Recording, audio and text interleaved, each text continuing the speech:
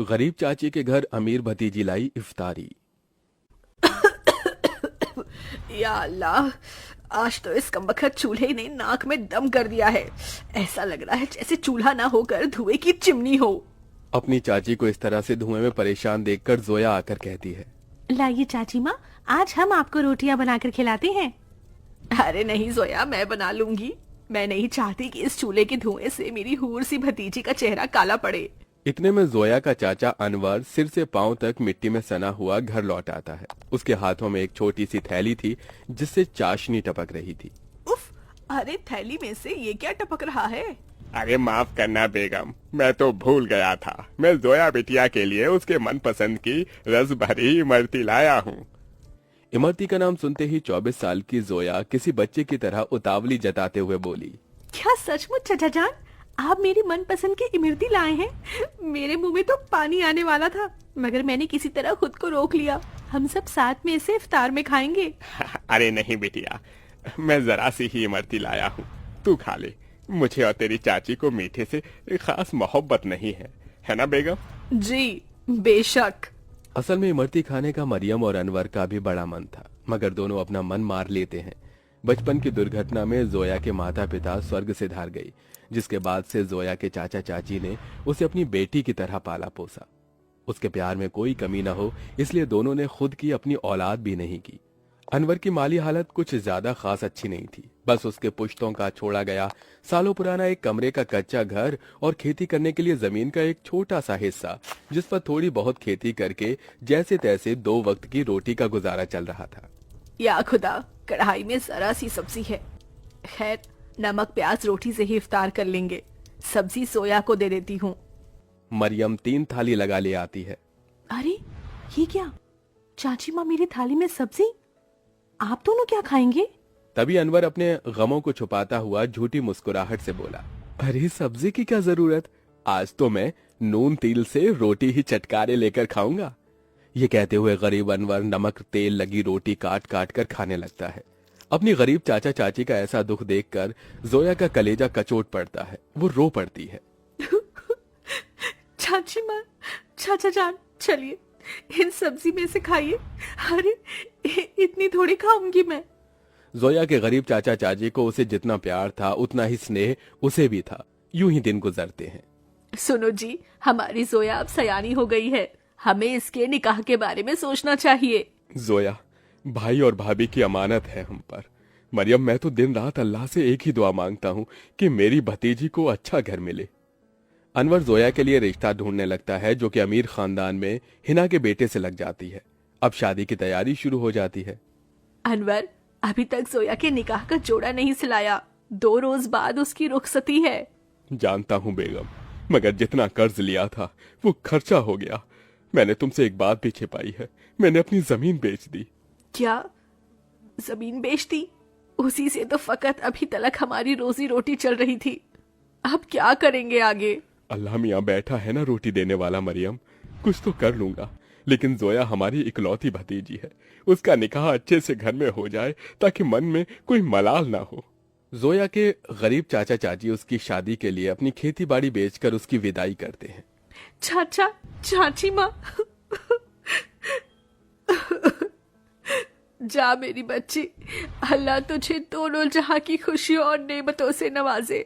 जोया अपने गरीब चाचा चाची के घर को छोड़कर अपने अमीर ससुराल में आ जाती है, जहां उसके सास ससुर नंद जेठानी से भरा पूरा परिवार मिलता है, जहां सास हिना उसका स्वागत करती है।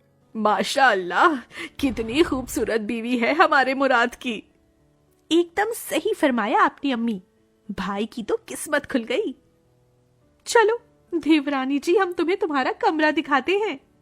जोया की जेठानी आलिया उसे कमरे में ले आती है, जो कि बहुत ही बड़ा और आलीशान था।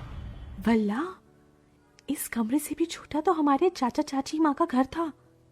यहाँ तो हर शान और शौकत है। अगले दिन जोया नहा धोकर पहली रसोई करने आती है। अस्सलाम वालेकुम अबू जान। खुश रहो बहू बेगम। अम्मी जान, खाने में क्या बनाना है? अरे बहू, तुम क्यों खाना बनाओगी? उसके लिए नौकर चाकर है ना। मगर हम सभी तुम्हारे हाथों का शाही टुकड़ा खाना चाहेंगे। जी अच्छा। जोया जैसे ससुराल के ऐशो आराम भरे किचन में कदम रखती है तो नम आंखों से निहारती रह जाती है। उसकी आंखों के आगे अपनी चाची का धुएं में चूल्हा फूकना याद आ जाता है। या खुदा, हमारा ससुराल कितना रईस है। ऐसा लग रहा है जैसे हम किसी जन्नत में आ गए हैं। मगर हमारी गरीब चाची माँ आज भी गीली लकड़ियों से चूल्हा जलाती होंगी। आंखों ही आंखों में जोया का उसके ससुराल में 1 साल गुजर जाता है और रमजान का महीना शुरू हो जाता है, जहां वो अपने अमीर ससुराल वालों के साथ दावतों भरी दस्तरखान पर बहुत कुछ खाती है, तो वहीं उसके गरीब चाचा चाची के हालत गरीब बदहाली में कट रहे थे। अरे क्या हुआ मरियम बेगम, अभी तक खाना नहीं लाई? मैं वजू करके कब का बैठा हुआ हूँ। जी लाई। मरियम कुछ रोटियां रखकर नमक मिर्च के साथ लाती है। जी बस यही है खाने में, रूखा सूखा है खाने में। जाने अल्लाह हमारे दिन कब बदलेगा। बाकी दिन भी रूखा सूखा खाते हैं और रोजे में भी रूखा सूखा खाकर काटना पड़ रहा है। मरियम, अल्लाह ने जो दिया है उसे सिर माथे लगाकर खाओ। बेचारे गरीब शौहर बेगम एक दूसरे को निवाला खिलाकर गम बांटते हैं।